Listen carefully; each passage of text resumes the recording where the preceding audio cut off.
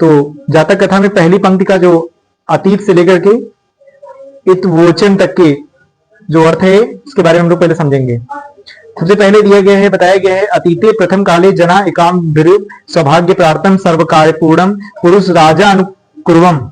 इसका मतलब क्या है? कहते हैं प्राचीन काल का जो प्रथम कल्प में मनुष्यों ने एक सुंदर सौभाग्यशाली एवं समस्त लक्षणों से युक्त पुरुष को राजा बनाया। मतलब शुरुआत में प्रथम कल्प मतलब होता है, कल्प मतलब एक समय बता रहे हैं, एक समय के बारे में बता रहे हैं कि ऐसा समय कल्प में मनुष्यों ने एक सुंदर सौभाग्यशाली और समस्त लक्षणों से युक्त पुरुष को राजा बनाया। मतलब एक ऐसे व्यक्ति को राजा बना लिया गया है जो सभी लक्षणों से युक्त था, सभी लक्षणों से क्या है?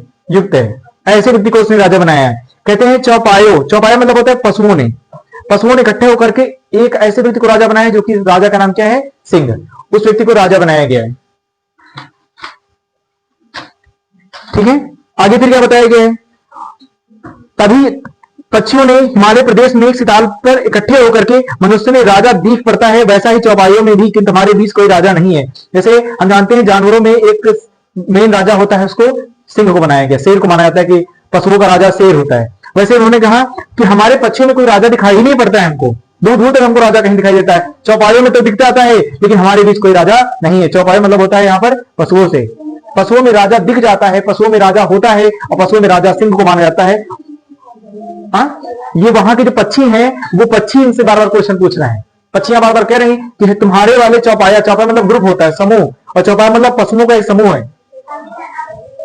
पशुओं का एक समूह है जो कि बताया गया, पक्षियां आपस में बात कर रही हैं कि पशुओं के समूह में तो एक राजा है, राजा सिंह है, वो तो सिंह तो है, वो राजा रहता है उस समूह में, पशुओं में, लेकिन हमारे यहाँ एक ऐसा व्यक्ति है, एक ऐसा है जो इसमें हमारे समाज मतलब जैसे पशु अलग हो गए, पक्षी अलग हो गए, तो पशुओं में राजा शेर है लेकिन पक्षियों में कोई राजा दिखाई नहीं पड़ता है। कहते राजा के बिना रहना ठीक नहीं है। ये पशु तो अलग है, पक्षी अलग, पक्षियों की चर्चाएं हो रही है आपस में कि बिना राजा के हम लोगों का रहना ठीक नहीं है। कहते हैं किसी राजा के पद पर किसी को नियुक्त करना चाहिए। मतलब पशुओं ने तो अपने राजा घोषित कर लिया है, पशुओं ने अपने राजा को तो मान लिया है। कौन? पशु का राजा कौन है? सिंह, शेर है, लेकिन हमारे जो पक्षी हैं उसमें कोई राजा नहीं है। इसका मतलब हमारे समाज में, हमारे पक्षी समाज में कोई राजा नहीं है। तो वो कहते हैं कि यहां दूर दूर तक इतने सारे पक्षी हैं लेकिन हमको कोई राजा नजर नहीं आ रहा। आपस में पक्षी आपस में ये आपस में की बातें कर रहे हैं। फिर कहते हैं कि हमें बिना राजा के नहीं रहना चाहिए, हमें किसी व्यक्ति को राजा पर नियुक्त करना चाहिए। तो बहुत देर तक उन्होंने सोचा समझा, इधर उधर देख रहे थे, राजा की खोज करने लगे, कभी उनकी तरफ देखे, कभी उनकी तरफ देखे, कभी उनकी तरफ, मतलब कई सारे पक्षी वहां पर बैठे थे। तो जब उन्होंने देखा, इधर उधर देख रहे थे, तो उनकी तरफ नजर लगाया, उनकी तरफ देखे, उनकी तरफ, तो एक बार नजर पड़ी किसकी तरफ? उल्लू को देख करके। कहीं उल्लू को देखकर कहते हैं यह हमको पसंद है। वहीं पक्षी जो थे वही पक्षी कह रहे हैं कि हमको इतने सारे पक्षियों में सिर्फ किसको उनकी नजर पड़ी? उल्लू की तरफ। फिर उल्लू हमको बहुत पसंद है। ये बात राजा बनने के लिए होड़ लगी। पक्षी समाज में राजा ना होने के कारण लोगों में होड़ लग गई। लोगों ने अपने विचार रखे कि भैया जिस समाज में राजा नहीं होता है उसका साम्राज्य नष्ट हो जाता है। पक्षी बाबा सोच रहे हैं, उन्होंने कहा कि पशुओं में तो राजा है, कौन? शेर, लेकिन पक्षियों में कोई राजा नहीं है। इसी के लिए बार बार आपस में बातचीत चल रही, और बातचीत में उन्होंने कहा कि जैसे पशुओं में राजा शेर है वैसे ही पक्षियों में राजा कौन है? पक्षियों में उल्लू को बनाया नहीं गया था। उल्लू के बारे में सोच रहे हैं, चारों तरफ देखिए इधर उधर कि हंस बैठा है, कबूतर बैठा है, कौवा बैठा है, उल्लू बैठा है, तो सबकी नजर कहां पड़ी? उल्लू की तरफ। कहीं हमको उल्लू नजर आ रहा है। जैसे कहते हैं 10 लोग बैठे हो, वहां निर्णय करने के लिए कहा अरे वो बढ़िया आदमी है, उनको बना दिया जाए, तो वही तरह सारे पक्षियों ने कहा कि हमको हमारी नजर कहां पड़ी? उल्लू की तरफ, और उल्लू की तरफ जाने लगे। तो ये पहली पंक्ति का यही मतलब है। तो पहली पंक्ति के बारे में आपने समझ लिया। अब इसके बाद दूसरी पंक्ति आती है, कहते हैं अथैक शकुनी सर्वशेषा मध्यादास से ग्रहणार्थ स्थिरता आश्रवैत तत् एकाकय उठाए पृष्ठ मुखद। इसका मतलब क्या है? इस पंक्ति के दूसरी पंक्ति का मतलब उसके बाद का। तो उसके बाद एक पक्षी ने सबका मत जानने के लिए 3 बार सुनाया, घोषणा की। तब एक कौवा उठकर बोला जरा ठहरो, इसका राज्याभिषेक के समय ही ऐसा मुख है कि क्रुद्ध होने पर कैसा दिखेगा। मतलब वहां सब बैठे थे, उन्होंने निर्णय कर लिया। निर्णय किस बात का किया? राजा बनने का। सब लोगों ने देखा एक व्यक्ति कहीं उल्लू बना दिया जाए राजा। तो अब होता है कि एक लोग जो है देख रहे होते हैं, तो बाकी लोग जो है बाकी लोग जो है क्या करेंगे, बाकी लोगों ने कहा, जब आप कहीं एक लोगों को बनाया जाता है कुछ, एक दो विरोध में ये लोग खड़े हो जाते हैं कि नहीं गलत है।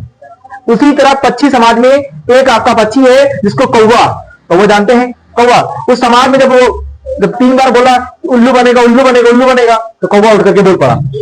कहीं की उल्लू कहते हैं, उल्लू को बनाने के लिए पहुंचे तो कौवा जाके कहता है जरा ठहरो, राजा मत बना इसको, कहते ठहरो। तो कहीं इसका राज्याभिषेक नहीं कर सकते हैं अभी, कहीं कैसे, कहीं राज्याभिषेक मतलब राजा बनने की प्रक्रिया, राज्याभिषेक होने वाला, राजा बनने जा रहा है, कहीं इसके राज्याभिषेक के समय ही ऐसा मुख है। फिर कहते हैं कि जब उन्होंने कहा कि राज्याभिषेक करने के लिए बैठा, वो कौन, उल्लू को बनाने जा रहे हैं राज्याभिषेक करने के लिए, तो क्या होता है, राज्याभिषेक करने के लिए उल्लू को बुलाया गया बैठाने के लिए। तो जब राज्याभिषेक करने के लिए पहुंचा कौन, उल्लू, राज्याभिषेक होने जा रहा है, तो कौवा उठकर बोलता है कि क्या बोलता है, कहते तुम उसको राज्याभिषेक में राजा बना रहे हो। कौवा कहता है कहीं इसका मुख, कहीं इसका मुख तो अभी इस तरह का है, क्रुद्ध जैसे बेकार है, एकदम बेकार रूप वाला है, कह रहे इसका रूप तो अभी ऐसा है, तो बताओ उस समय कैसा होगा जब ये राजा बन जाएगा। कहीं उस स्थिति में उल्लू राजा कैसा बनेगा, कह रहे अभी इसका मुंह ऐसा है, तो बताओ उसका उल्लू जब राजा बन जाएगा तो उल्लू कैसा दिखेगा। तो इस बारे में कह रहे हैं कहीं इसका मुंह, कहीं इस समय तो वही वाला, कहते हैं हम लोग गर्म कड़ाही में डाले गए तिलों की तरह जहां जहां के तल भुन जाए, मतलब उल्लू जैसे ना दिन में अच्छा लगे ना रात में अच्छा लगे, उल्लू कहे तुम्हारा का उल्लू जैसी है, तो वही वाला हाल है। राजा को कह रहे हैं कि तुम जो है कहीं इसको उल्लू बना दे रहे हो, उल्लू को तुम्हारा बना दे रहे हो, कहीं बताओ दिन में ये भी कहा है जो राजा बन जाए, ये राज्याभिषेक हो जाए तो सकल हो बेकार लगी। कहीं लिखा है जैसे कहो कड़ाहियन तल दियो, जैसे समोसा है ना, वो तल दियो, तले बात है ना, तो वही कहीं निकाल कहीं ना कि तुम कड़ाहियन तले से निकाले हो, मतलब कड़ाहियन तले का मतलब जानते हैं, इसको गांव में ऐसा कहते हैं, कहीं तुम्हारा सकल तो पकौड़े की तरह है, हाँ, और वह जली कड़ाहिया जैसा नहीं हुआ, पीछे वह तेंदी, कहीं वहां कहते कहीं उल्लू के सकल तुम्हारा रखे हो। इसीलिए कह रहे हैं वहां कौवा बोला कि उल्लू को राजा नहीं बनाना है, विरोध कर दिया, नहीं उल्लू राजा बन जाता पशु पक्षियों में, हमेशा बनना चालाक दिमाग वाला। चालाक कौन है, सबसे चालाक कौन है पक्षियों में, कौवा। कहीं तुम कौवा ज्यादा होशियार हो, तो कौवा अपने आप बहुत होशियार होता है। कौवा जब मछली पकड़ने आता है देखो बैठा रहता जैसे ना आप साथ दिमाग वही वाला हाल है, तो कौवा अपवाद हो गया, उल्लू को राजा बनने नहीं दिया। और यही कहानी उल्लू की जातम, उल्लू को बनने की प्रक्रिया।